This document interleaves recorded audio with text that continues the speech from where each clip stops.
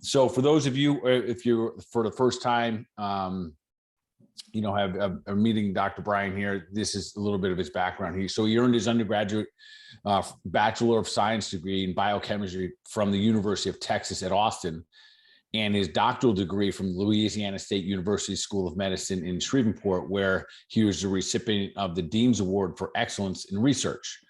He pursued his postdoctoral training as a Kirstein Fellow at Boston University of Medicine in the Whitaker Cardiovascular Institute. After a 2-year doctoral fellowship in 2006, Dr. Bryan was recruited to join faculty at the University of Texas Health Science Center in Houston, which is no surprise that someone recruited you after all that, which is great. And that was by Dr. Farid Murad, MD, PhD, who was the 1998 Nobel Laureate in Medicine of Physiology. So Dr. Bryan has been involved in nitric oxide research for the past 20 years and has made many seminal discoveries in the field. His many seminal discoveries have resulted in dozens of issued US and international patents, and the product technology resulting from his discoveries and inventions have improved patient care worldwide. Dr. Bryan is a successful entrepreneur and a founder of Human, which is HUMAN with a capital N, Inc., Pneuma Nitric Oxide LLC, Nitric Oxide Innovations LLC, and Bryan Nitric Ceuticals. His product technology is responsible for hundreds of millions of product sales worldwide. Most recently, Dr. Bryan serves as founder and CEO of Nitric Oxide Innovations LLC, which is a privately held clinical stage biopharmaceutical company that is actively engaged in the discovery and development of nitric oxide-based therapies. And this is interesting because I think right now the lead drug candidate, what they call Noversid, which is nitric oxide Versid, is currently in phase 3 clinical trials for the treatment of COVID-19. And you've done this with the African Americans and Hispanics. So Dr. Bryan is an international leader in molecular medicine and nitric oxide biochemistry. So welcome, my friend. Welcome. Well, thanks, Dr. Bart, for that kind introduction, and reminds me of how much we got going on.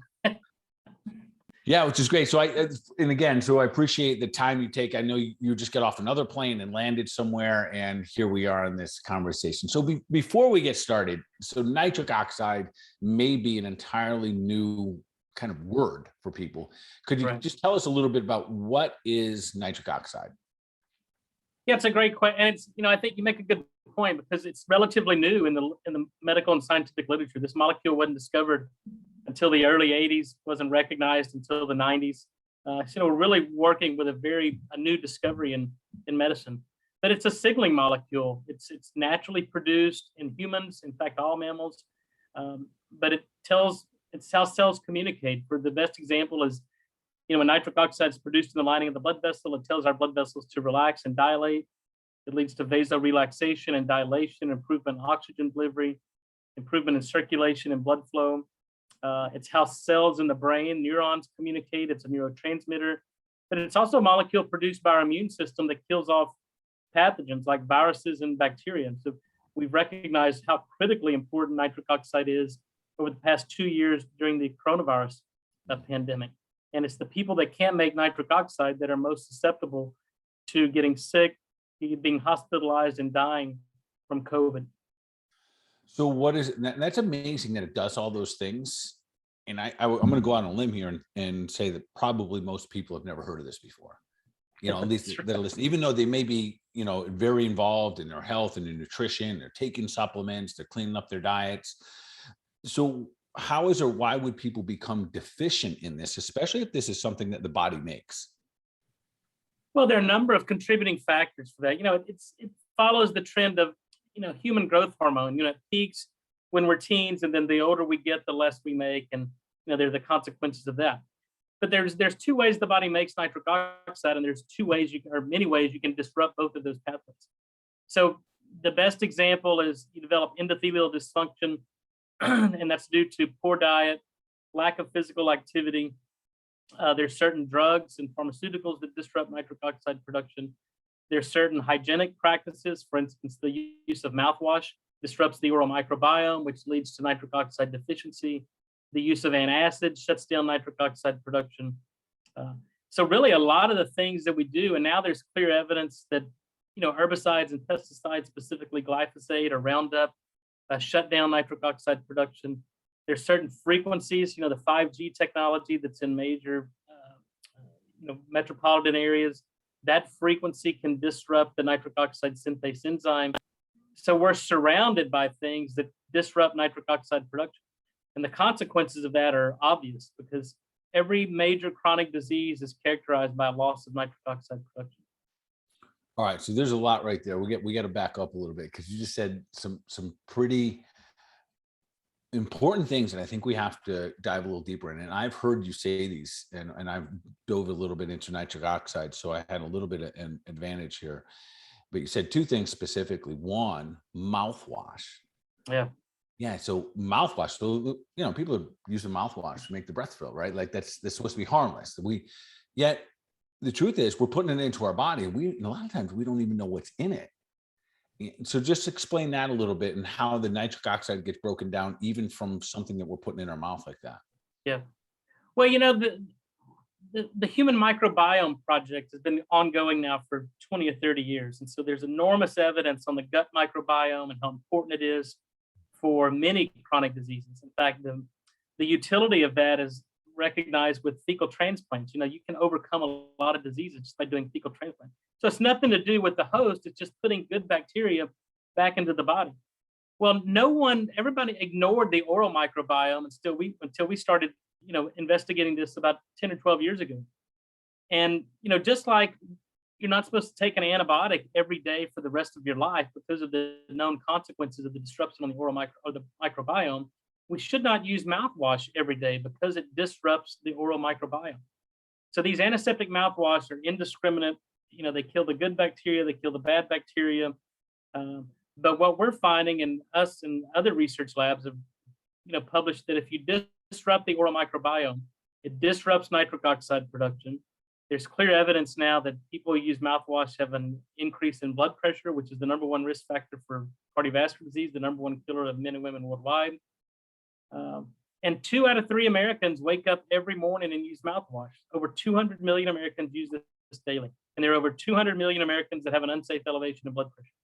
And this isn't coincidental. This is causal.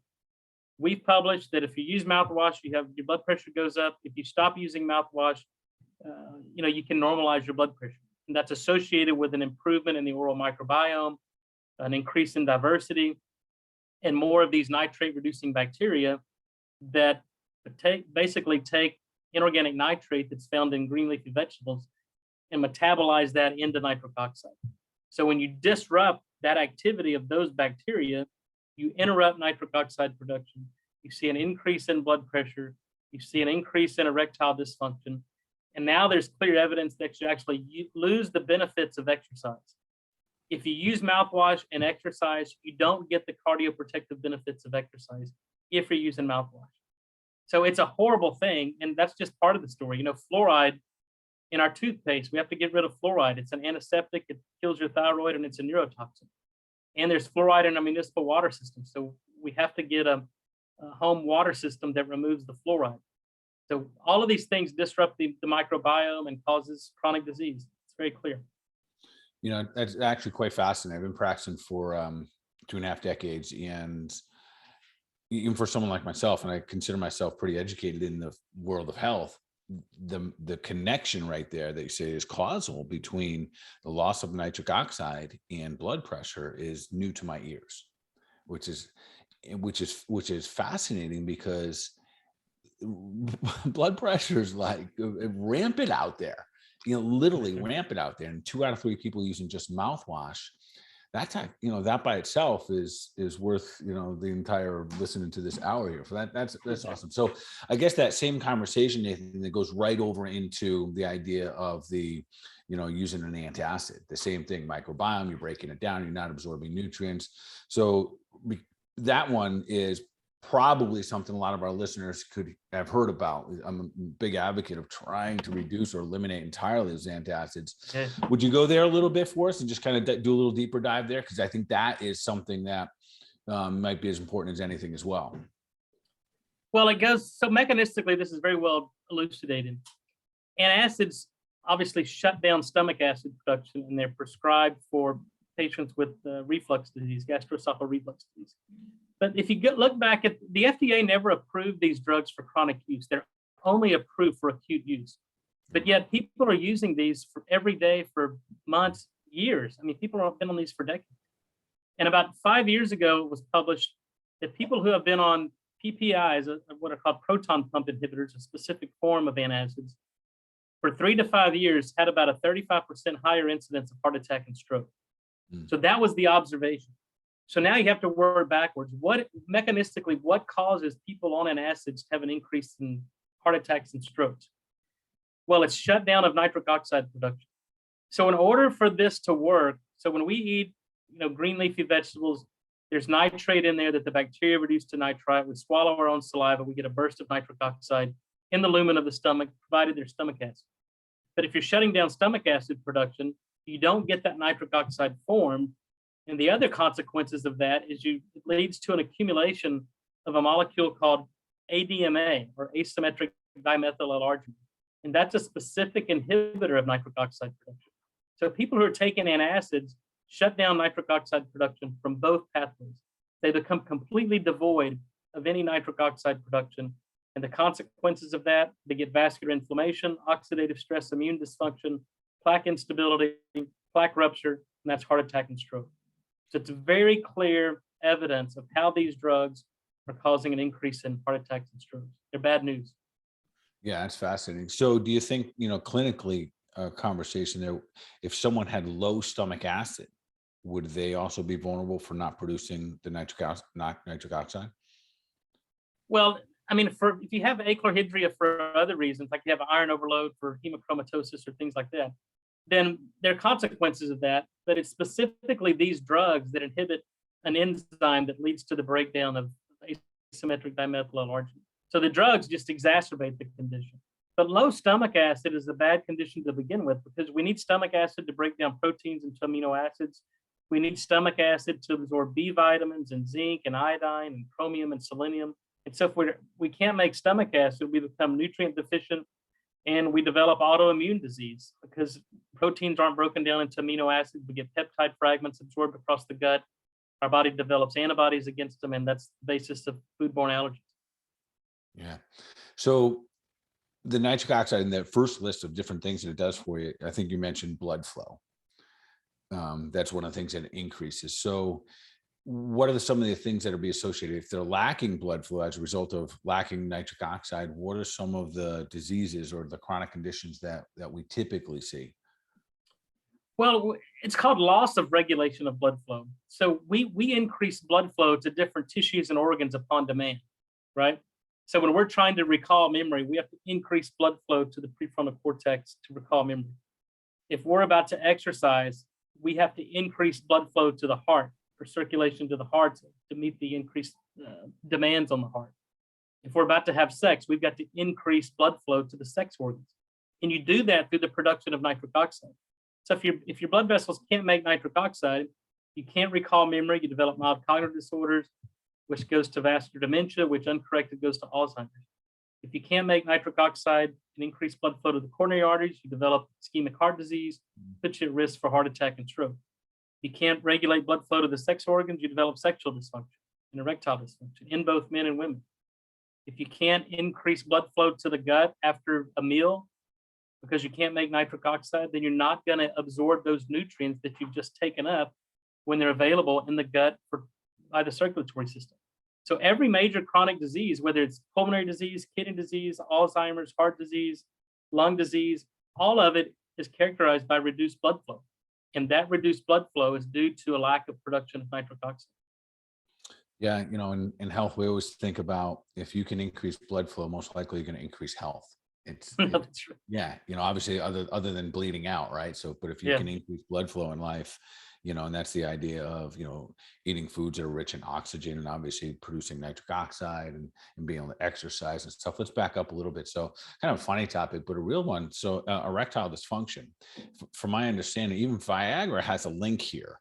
That's right. where originally when they were producing that, there was a side effect. It was a heart medication, if I'm correct, that was trying to increase circulation of blood flow.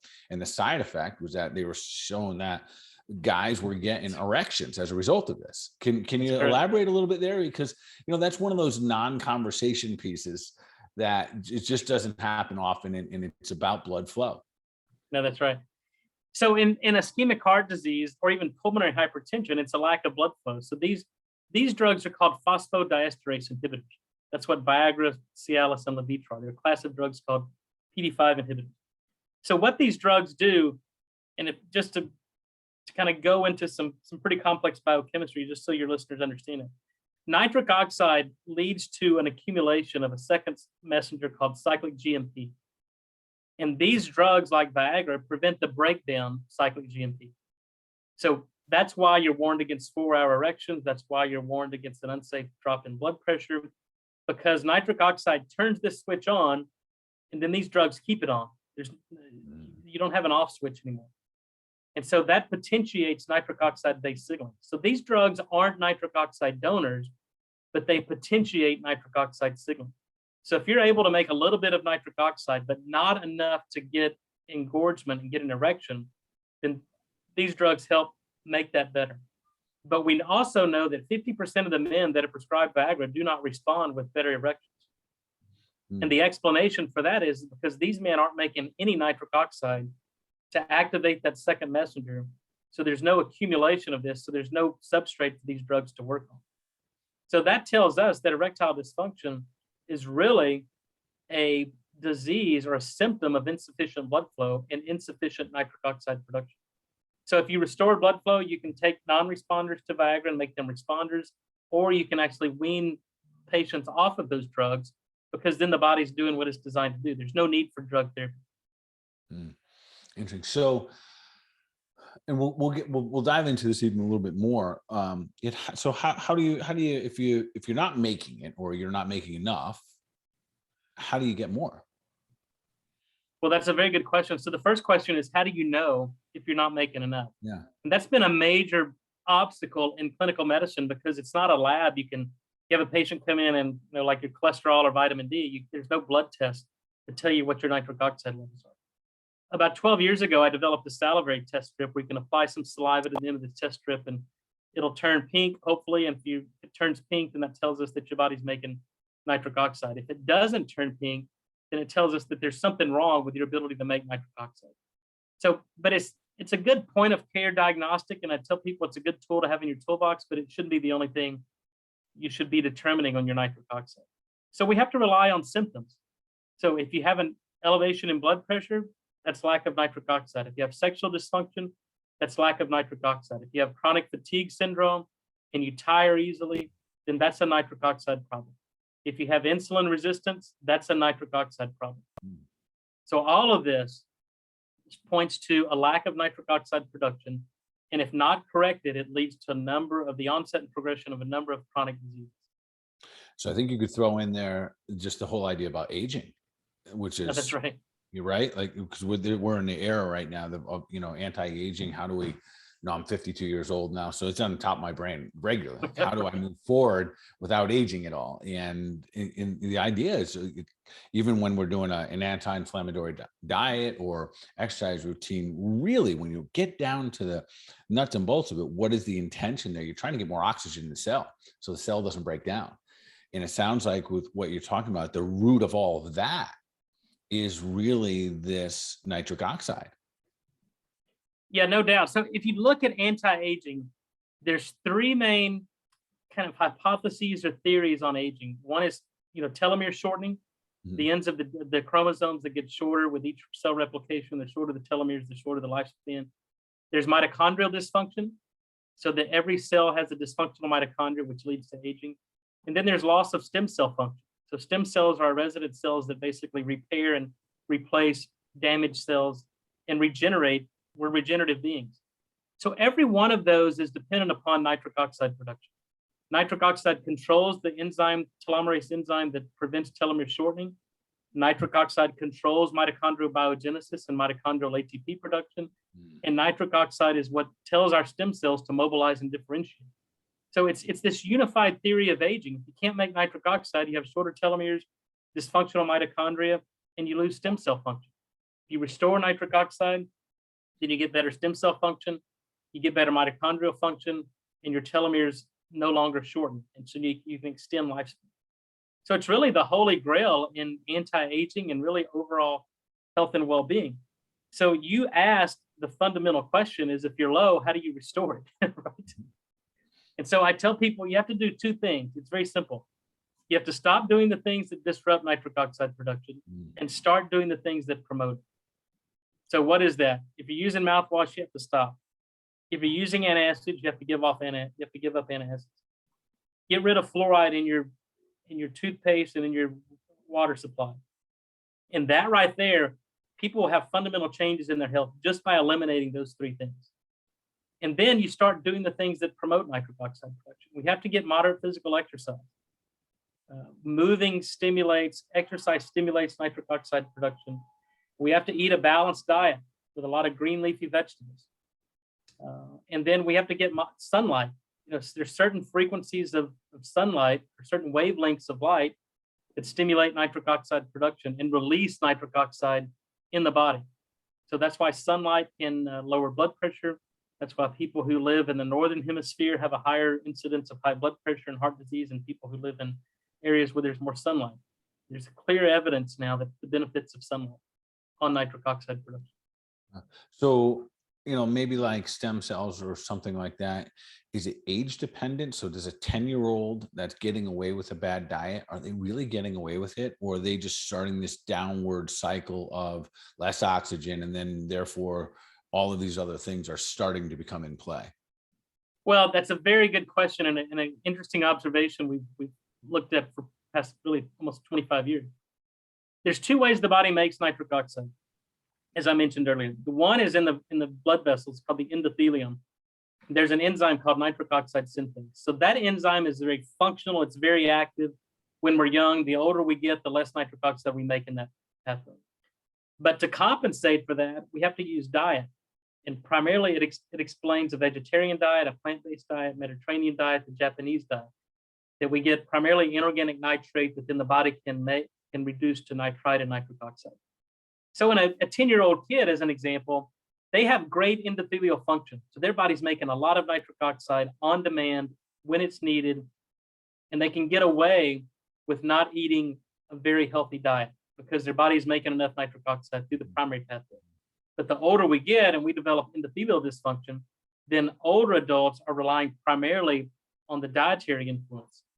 And that's where mouthwash disrupts this. That's where antacids disrupt this. So if you're older, patient, and you have endothelial dysfunction or erectile dysfunction, and you're not eating a good diet, you're using mouthwash and antacids, you're completely devoid of any nitric oxide production, and you're at an extreme risk for having a heart attack or stroke. So I think I heard you actually say that there's only two ways that the body breaks down, and that is either it is you're exposed to something that's a toxin, so you got a bad guy in the body, and or you're deficient of something. Absolutely. And it sounds like we really could apply this to our diet, to our thoughts, a little bit of everything, but specifically here to the nitric oxide, where if you're taking things in, if I'm interpreting everything right here, you're taking things in, you're eating the standard American diet, the SAD diet, right? Lots of carbohydrates, producing the inflammation, overactivating the pancreas. We're doing this for days, weeks, months, years upon years. As this cycle goes, we're decreasing the amount of oxygen that the body's going to get on the endothelial level.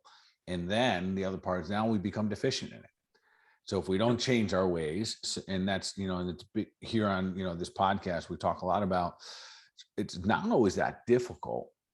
It's sometimes difficult we overthink it, quite frankly, that getting back to the basics, getting back to eating, whole foods, getting back to moving your body, and which might just mean a walk, getting out of these chairs that we sit in on a regular basis. So do you kind of fall into that philosophy, Doc, where really this might not be rocket science? I know that you're a scientist and for 20 plus years you've been studying this, but at the end of the day, is this really let's eat well, move well, and think well? Does it come down to that? It's really that simple. the nitric oxide science in enzymology and biochemistry is extremely complex. But to apply that, the principles are very simple. And I think it goes back because in medicine, people overthink things, and especially disciplinary medicine of Western medicine. The cardiologist pays no attention to what's going on in your brain or how you're thinking. They don't care about what's going on in your mouth, even though there's a known oral systemic link. People with gum disease have a higher incidence of heart attack and stroke. And then neurologists, typically ignore gut issues and kidney issues or liver issues. So everybody's working in these silos, but they forget that the heart's connected to the lung, to the brain. So everything is communicated. Every body part communicates with the other, and you do that through the circulatory system. And if that isn't working because you can't make nitric oxide, then they fail. Every organ fails, the tissue fails, and it goes down to the cellular level, which we now understand. So yeah, you have to stop. You have to change lifestyle, and that's the hardest thing for people to do. Americans are programmed to take a drug, to take a pill, and not change anything else. And the consequences of that are obvious. We spend more money per patient, more than any developed country in the world, and we have the sickest population. So obviously that model doesn't work.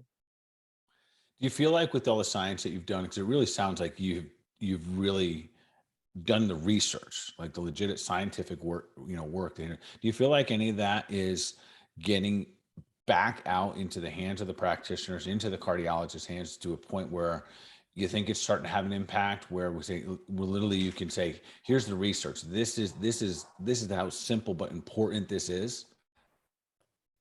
We're making progress, but it's been a long, arduous battle. And we know that it takes on average about 17 years for new discoveries to reach clinical practice.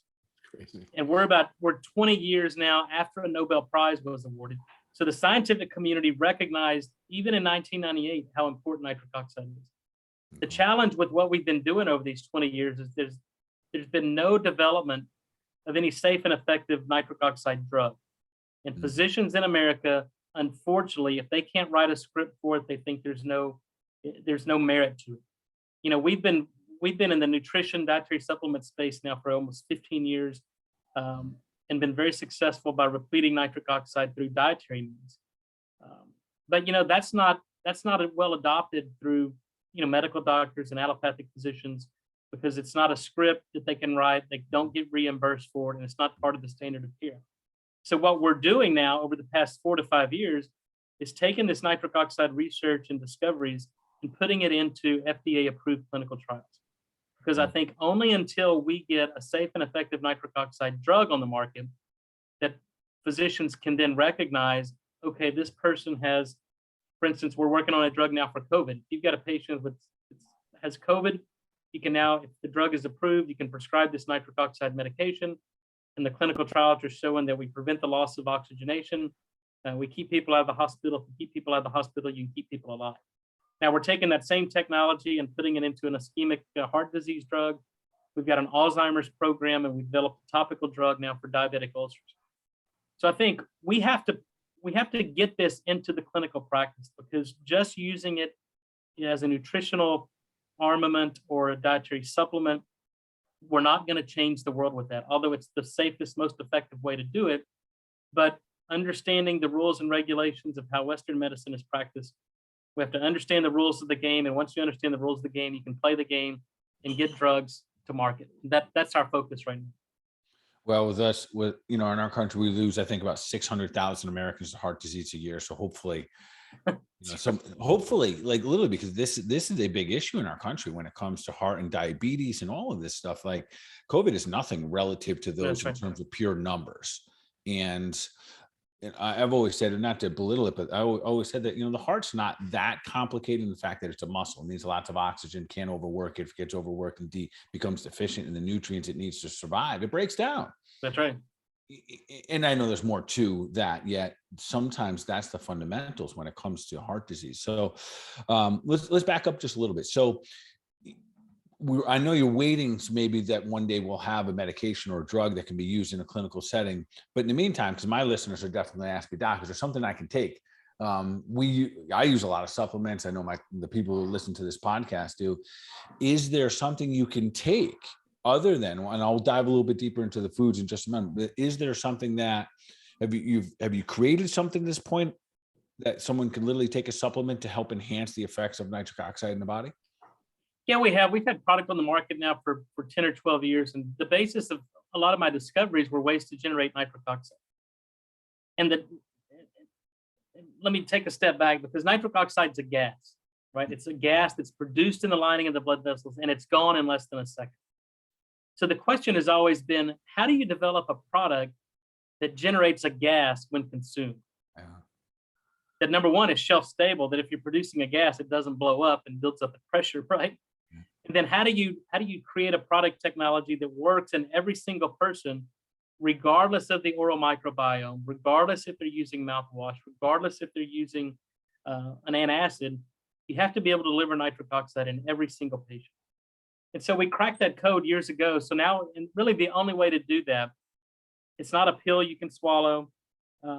It's a lozenge. And so we put these components together in this matrix that when you put it in your mouth, this lozenge slowly dissolves, this matrix falls apart, the actives come together, and we generate nitric oxide gas. So if your body can't do it, we do it for you.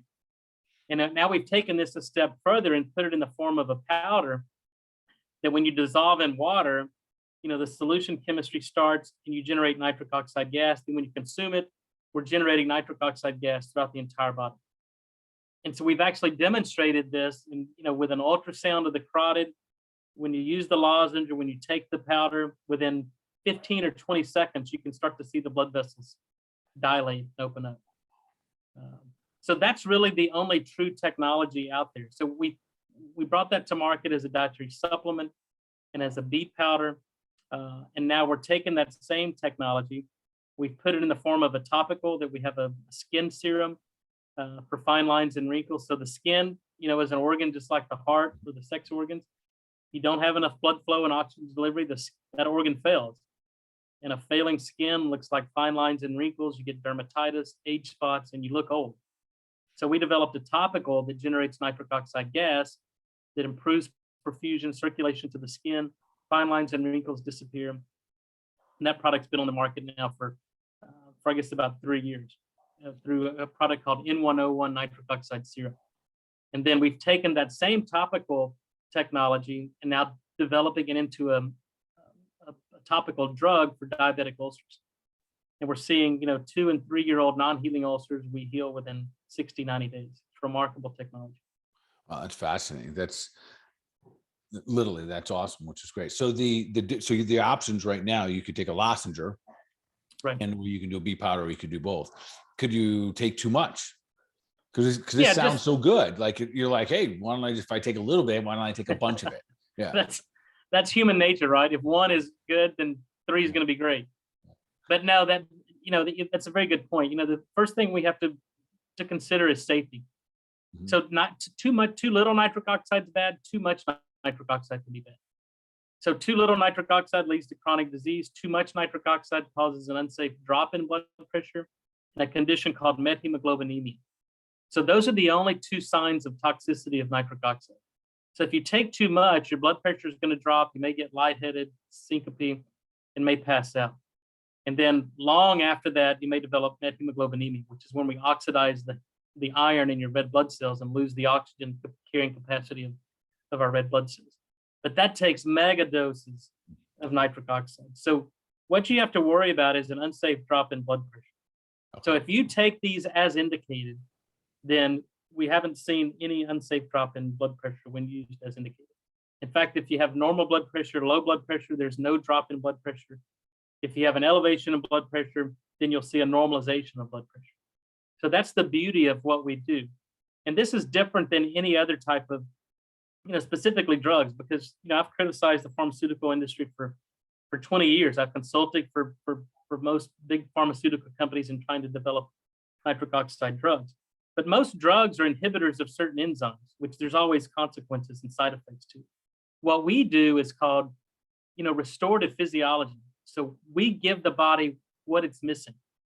And the amount of nitric oxide that we deliver through these technologies is what the body normally sees. So there are no side effects if you recapitulate physiology. Awesome. And so that's what we do, give the right molecule at the right time to the right patient. And we know how to do that with nitric oxide.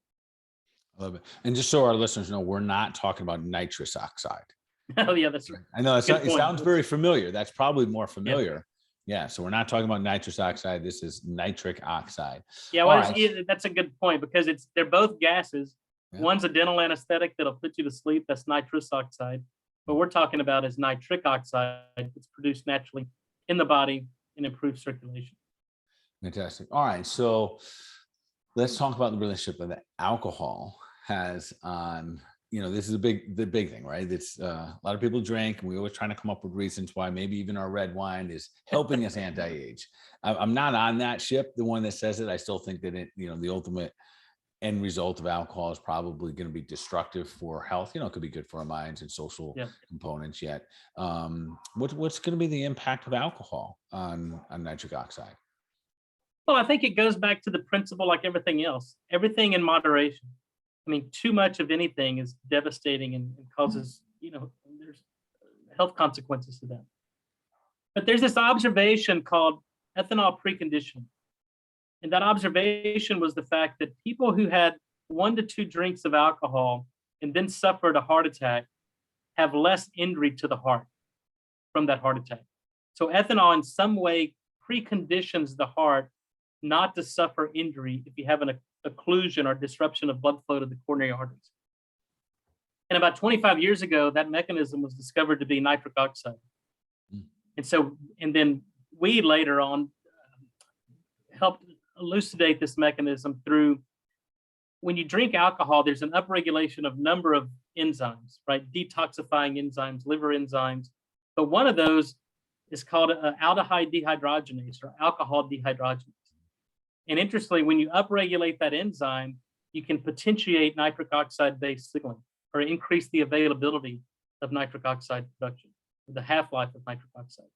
So moderate alcohol consumption leads to an increase in the expression and activity of this enzyme called aldehyde dehydrogenase, which extends the biological half-life of nitric oxide, which protects the heart and other organs from injury. But I think it's like everything, it's a U-shaped curve. So you overdo it, and the negative consequences of alcohol will outcompete or basically the risk outweigh the benefit of that. That's quite interesting. So what I'm taking away from that a little bit, sure, it can actually help enhance the potentiality of producing a little nitric oxide. And then of course you go too far and then it does the opposite. That's right. So I want to back up to one of the first part of this conversation. And you mentioned thyroid or hypothyroidism. Well, again, it almost runs rampant at this point. Yep. And a lot of it, clinically, we'll see there's so many toxins coming into the body. Maybe elaborate a little bit there. Nitric oxide, especially you mentioned a little about fluoride. Fluoride's a big one when it comes to the health of your thyroid, the different halogens and whatnot. If you would love to hear you elaborate a little bit there. Yep. Well, the thyroid is your master hormone gland, right? If you don't have proper hormone or thyroid function, then nothing downstream from that's going to work. But nitric oxide, as I mentioned, is a signaling molecule. Any exocrine gland or endocrine gland, any gland that secretes a hormone, part of that secretory process or that signal is dependent upon nitric oxide production. So if you can't make nitric oxide, you lose regulation of hormone balance. The other thing is, our glands sense what's in the blood, right? And so our body's sensing every minute, every second of what's in the blood. For instance, thyroid hormone, if we're deficient, there's supposed to be a feedback that goes, well, let's tell the pituitary to tell the thyroid to make these hormones. And there's a disruption in that communication. And especially if there's reduced blood flow to the thyroid or other parts of the brain or other glands, then it's not sensing properly because there's reduced blood flow to that. So it's not getting a full picture of what's going on in the body. So that's how we kind of conceptualize lack of any, not just thyroid hormone, but it could be the gonads, it could be the adrenal glands. There's loss of regulation of blood flow to that organ, so there's loss of sensing. But specifically the thyroid function, we need iodine to convert T4 to T3.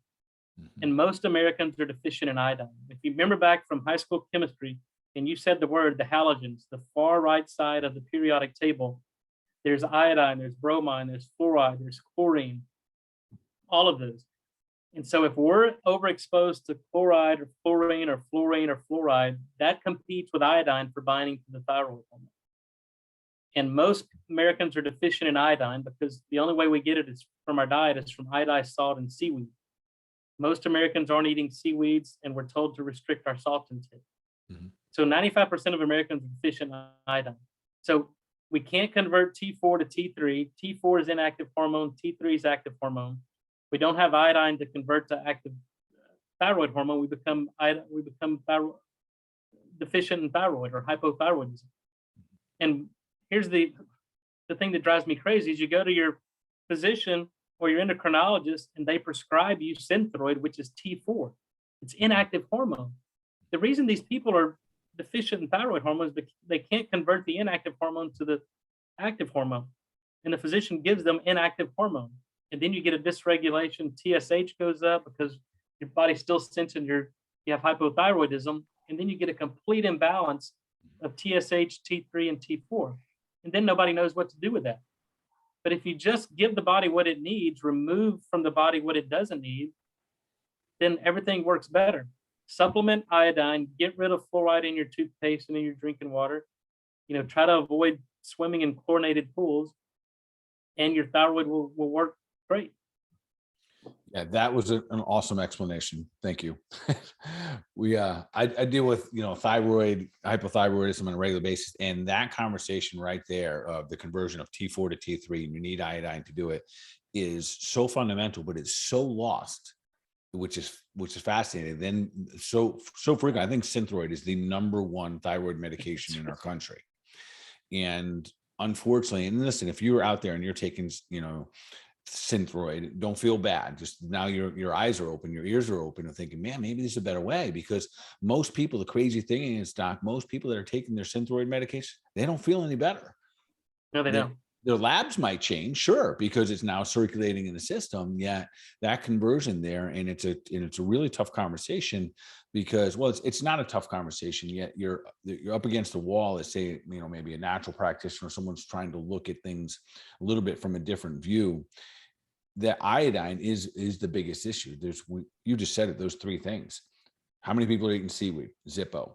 We're completely led away from salt. And that's not even all salts have it. Most of the table salt, you're not even going to get adequate amounts. That's right. And then, other than that, you have to take iodine. And very, very few people are taking it. So it's no surprise in that simple explanation, and great one, by the way. Well, I hear people all the time, I'm tired all the time. My eyebrows are thinning. I'm constipated, and I'm cold all the time. Cold hands. And I go, well, you have hypothyroidism. They go, no, the doctor says my thyroids are normal. And I go, no, your labs are normal. Your symptoms are completely abnormal.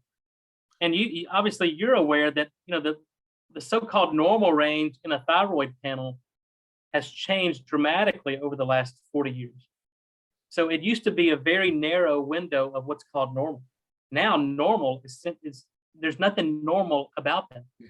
And so what I tell people is if you take your temperature right when you open your eyes in the morning and your basal temperature is less than 98 degrees, it doesn't make a damn what your labs show. You have hypothyroidism. That sets your basal metabolic rate. And if you're cold in the morning when you wake up, your thyroid is not functioning. I don't give a damn what your labs say.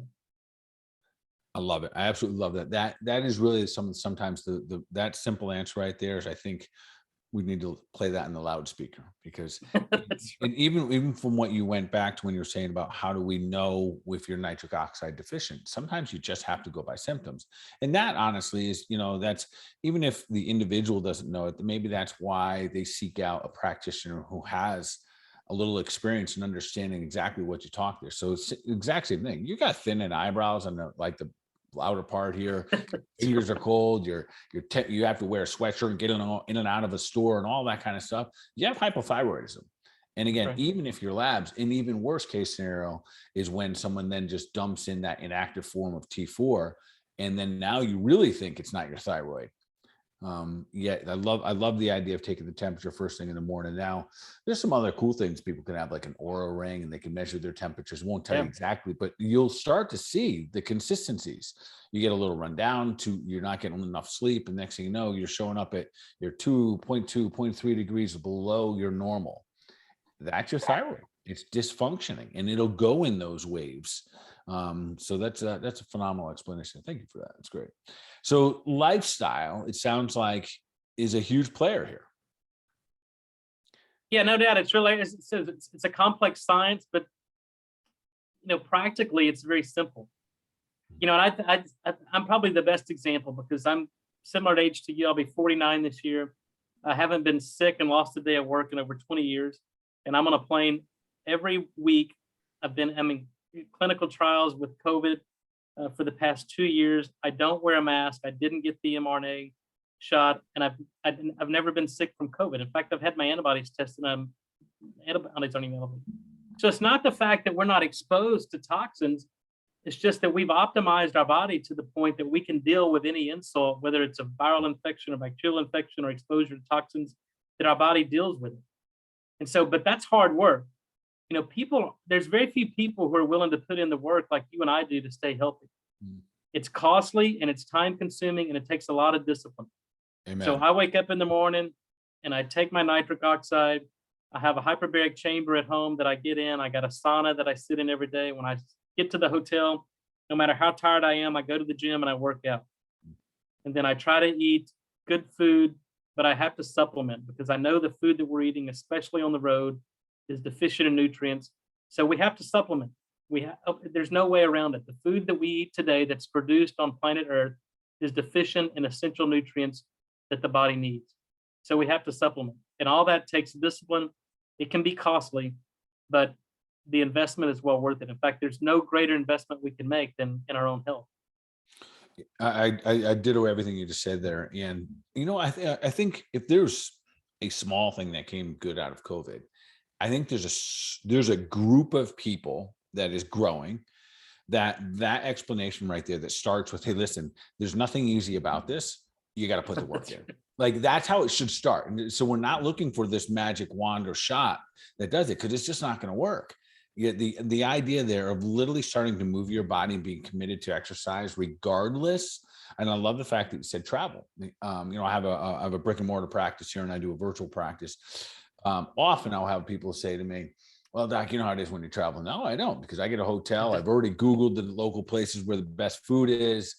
First thing I check in, put on my shorts, I go and I kind of flush myself out of the flight and the travel. I get a little blood flow going. I get my mind and my body right. And it is those disciplines that eventually become habits. And then it's not hard. For you, it's not hard anymore, is my guess. It's because that's who you are. And I think most of the listeners that'll be listening to a podcast like this, they're moving in that direction. So I do believe that tribe, if you want to call it, is growing. Yet I also see there's a big component that is still looking for that handout. Say, how do you fix me, Doc? What's the one thing that just kind of clears all of this out? So now let's talk about, are there foods specifically that we're going to give higher, results with nitric oxide?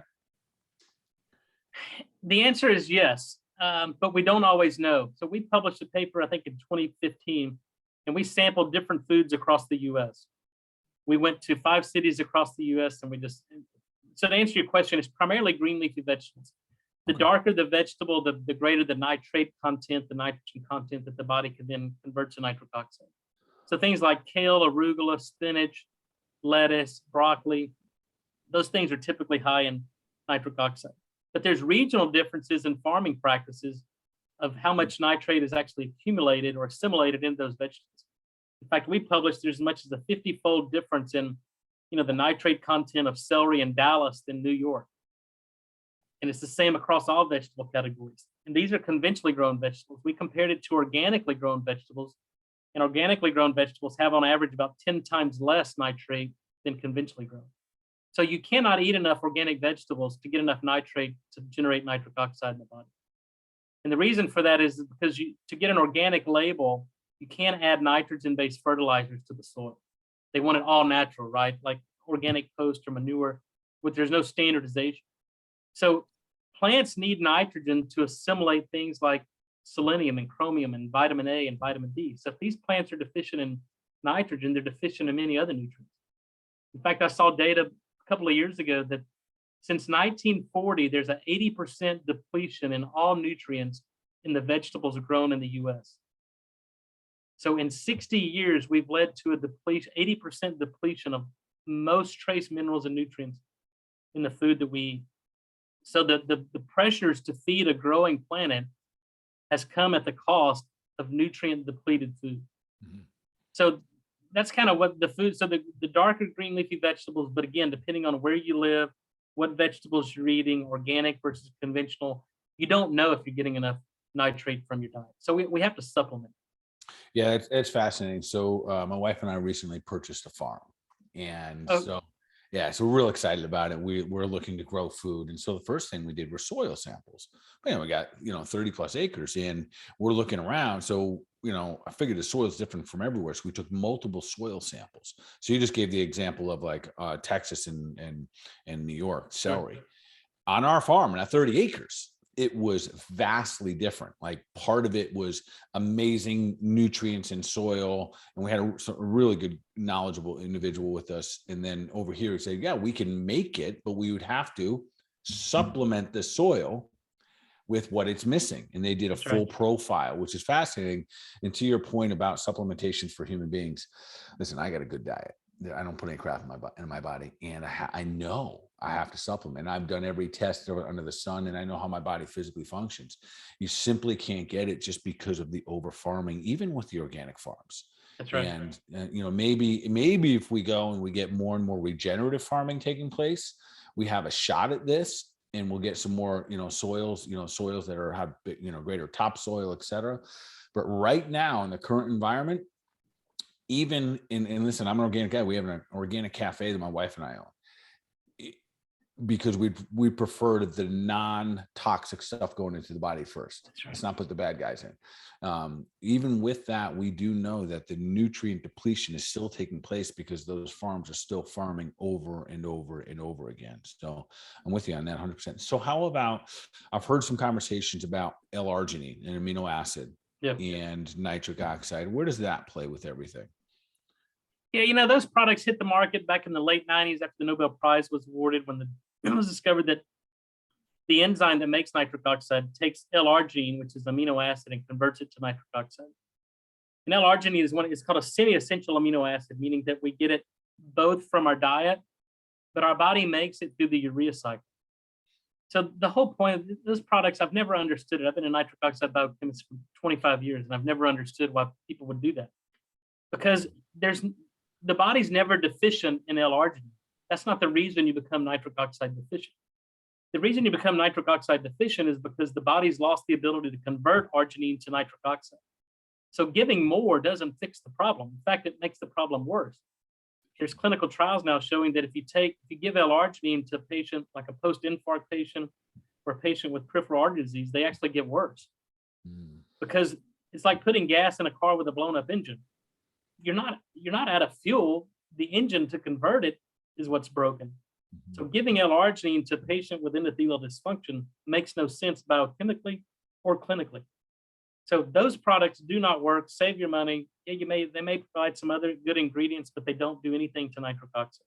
It's fascinating you're saying that. In years ago, I used to coach MMA fighters.